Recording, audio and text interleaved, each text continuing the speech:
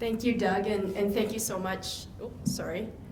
Thank you so much, Eric, for having me at this event as well. I really appreciate it, and I'm very excited, as Doug said, the energy in this room, and very excited to kind of talk with you today.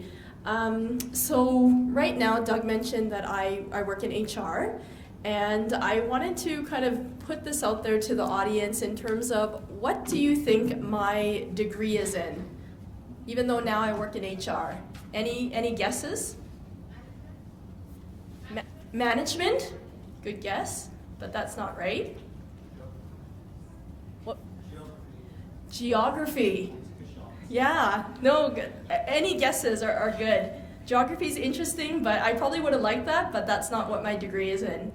Anybody else? Yeah, the back. Education? No. No. Right here? Engineer. Bingo. Yes, I have an engineering degree.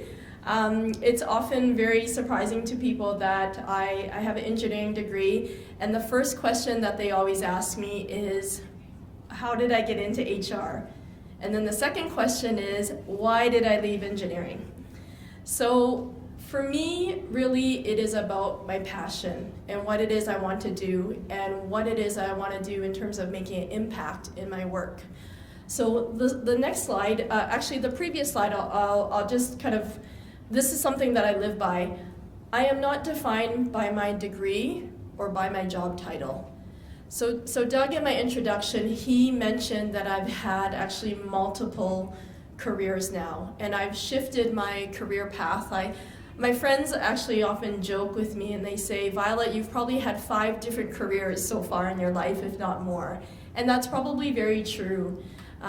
For myself, you know, when I graduated from engineering, I thought that that was what I wanted to do because I love math and chemistry and physics and all of those things. But once I started working, I realized it really wasn't in my heart of what it is that I wanted to do for the rest of my life. And I think that that was something that was eye-opening to me as a young person, to say, this is not the career path that I think I want my whole life to be, and I want to do a shift, and how am I going to do it? It's a little bit different, you know, for newcomers, because sometimes when they look at their experiences, there might not be that type of experience in those type of specific jobs here, wherever they're living in Canada, for example. So for me, it was a little bit different because I think I had a little bit more choice, that I could say this wasn't in my heart and I could make the change. But I think the key thing is always recognizing is that no matter what your education is and no matter what your previous work experience is, you have a lot of skill and you've learned a lot of different things that can apply in many different ways. So even if my job title right now does not say engineer, I know that my education and the experience that I gained when I was working as an engineer, I use every day, okay? So for example, I'll give you an example. One of the things that I got to do in my career is I got to work and support internationally educated engineers to help them to find employment and integrate into the Canadian workplace. And it was really valuable to me because I had some experience myself working in that field. But I think what was really important that I could share with other people is helping them to understand not just working you know, as an engineer, but how to work with people, how to solve problems.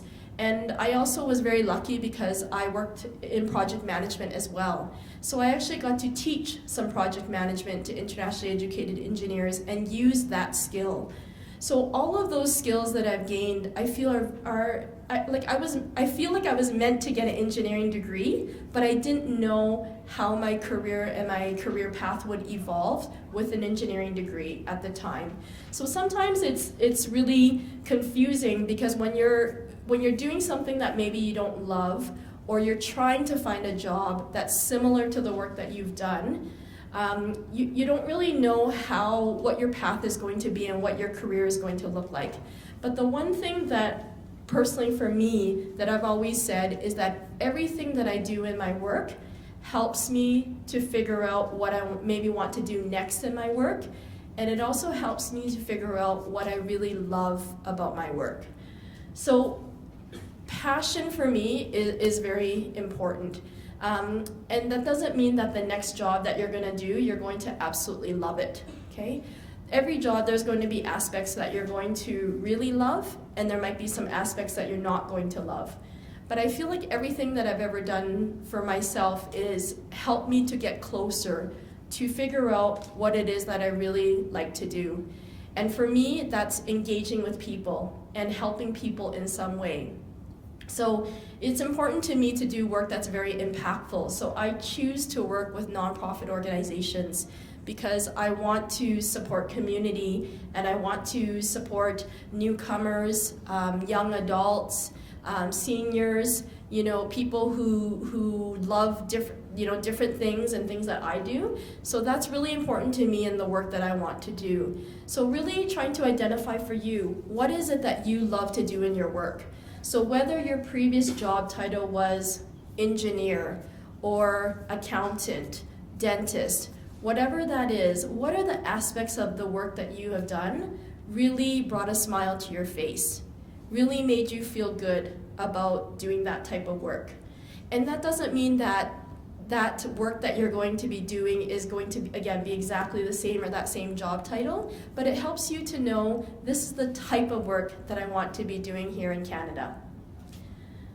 Another question that when I was going through my own path is, what are the skills do I have? And really looking at, engineering can be very technical. So I mentioned about math, chemistry, physics. I do love numbers still. I do like using Excel spreadsheets, but I just use them in a different way, right? So there's the technical skills that you can bring to your next job, but a lot of it is also what we call transferable skills. So transferable skills are going to be those skills that you have gained from your education and your experience, and how can you apply that into your next work that you're going to do. So I talked about working in project management. I really liked working with clients, and I really liked coordinating projects and kind of working with my spreadsheets, working on timelines, all of those aspects of my work. I did like that.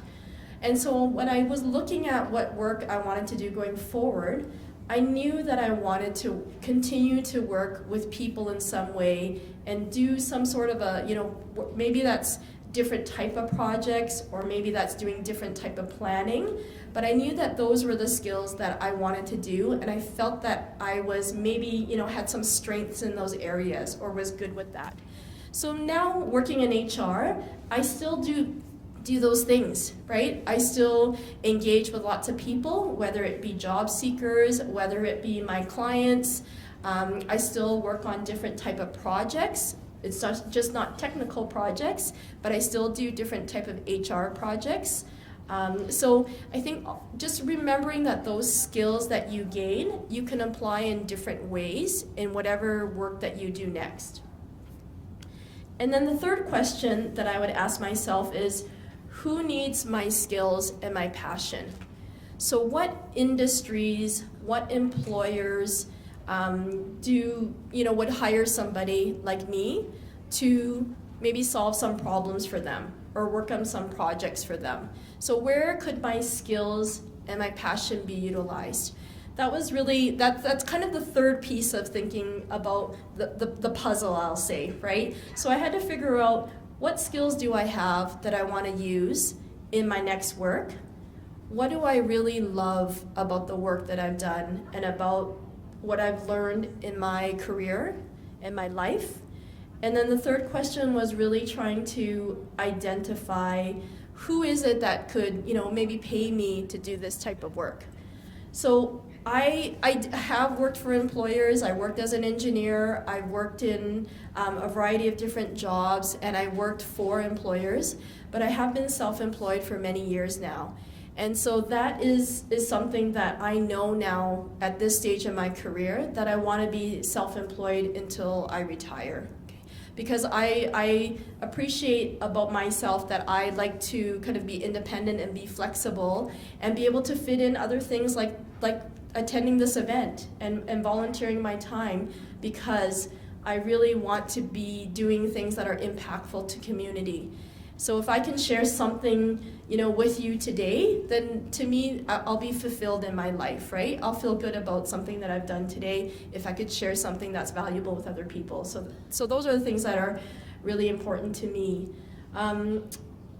Through my career and all the different jobs that I've had, I've worked with a number of internationally educated professionals, whether it be engineers, accountants, dentists, teachers. And the one thing that I will say is when I look at their skills and their passion, there's always some things that are very common with those individuals. I think that sometimes they forget themselves that they have taken, they're very brave people, right? They've packed up everything and maybe moved halfway around the world. So they do have passion for doing something different in their lives. They do have skill, because even no matter what their job title is, as I mentioned, those transferable skills that you have to relocate, to settle in a new place, to adapt to a new environment, all of those are skills that people gain, personally, that you can still use professionally. So even if your job title is going to be different, or the industry that you're going to work in is going to be different, you all are adaptable to different situations. And I think that that's something also in the last couple of years that has really shown that we are all adaptable and we can adapt to different situations, even if we never have been exposed to them, or they're going to be very different from what we've done in our lives and in our career. We're all going to be adaptable. I think opportunities like this to learn from other people and learn from each other are so valuable. So I would say that I really can't emphasize enough in terms of seeking out supports and learning from as many people as you can. In my last slide, talking a little bit about these alternative paths and how do you know what these paths are? Like how do you know where you can use your skills, where you can put your passion toward? Who are the people that would hire you to do this work? So a few tips that I will say, and these are things too that I apply in my own life as well. I cannot emphasize enough about networking. I mean, there's a number of ERIC programs, there's a number of ways that you can network and meet new people. So I'm always keen to meet new people because I think it's always helping me with my fourth bullet point, which is continued learning. To always be open to learning from other people or taking courses or professional development, that's important to me. And that ties in, I think, with networking. So when you're new to an environment, new to a place, maybe not that familiar, talk to as many people as you can. Talk to them about what it is that they do in their work. Give them some information about who you are and maybe learn a little bit about how you can utilize your skills and your passion and in what type of work you could be doing. It could be what that job title is, or it could be what type of employers would hire somebody with your knowledge and skills that you have. Or sometimes it's also looking at how can if you're looking at making a large shift. So when I left engineering, I was making a significant shift because I went from engineering and then my next job after that was actually a volunteer manager, which is like HR, very similar to HR, because I thought I wanted to work in HR, but I wasn't 100% certain. So I went into volunteer management, which is like hiring volunteers, so I can gain more skills related to HR. So what I did was I talked to as many people as possible in terms of trying to learn about how could I work in HR. So I did information interviews, now using LinkedIn, virtual networking. I invite you to connect with me if you would like to. You can search for my name on LinkedIn, and I'm always happy to connect people with each other, okay? So talking about information interviews, I think are very valuable as well. Learn as much as you can and ask some questions about different types of jobs, different types of employers. The third one is really learning about what community resources and supports are out there for you. So the marketplace, I would encourage you to go talk to the exhibitors today, but look for ways that you can connect with more resources and more type of supports out there for you, that you can build your network and talk to more people. Okay? And then number 4, I'm a firm believer that no matter how old you are, we're always still continuously learning. And that's something that's really important to me, to always look at, is there something that I can improve in? So is there something, even, as I'm kind of looking towards the end of my career, I'm always looking at if there's courses that I can take, if there's, seminars or workshops that I can attend. I think I just want to add, I know that I think my time's coming up soon, but I wanted to kind of just leave you with one thing. My parents came to Canada many years ago as immigrants, and they didn't have education. They didn't finish high school, and they had limited English language ability.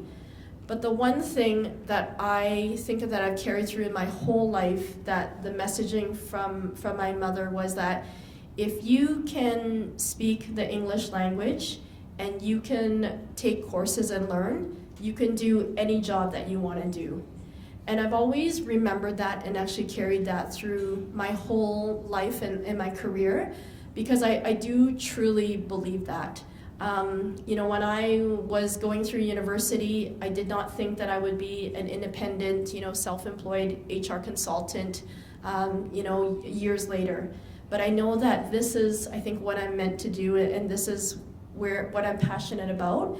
And this allows me to really utilize and build upon my skills that I have. And that's something that I want to continue to do while making still an impact in community and working with organizations that are supporting immigrants and other people that need support. So that's the one thing that I would say is, for me, has really helped me in my career and in my life.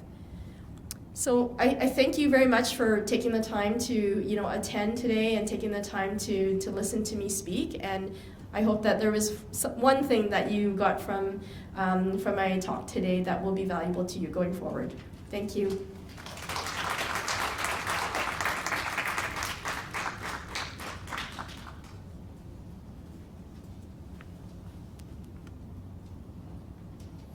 Thank you, Violet.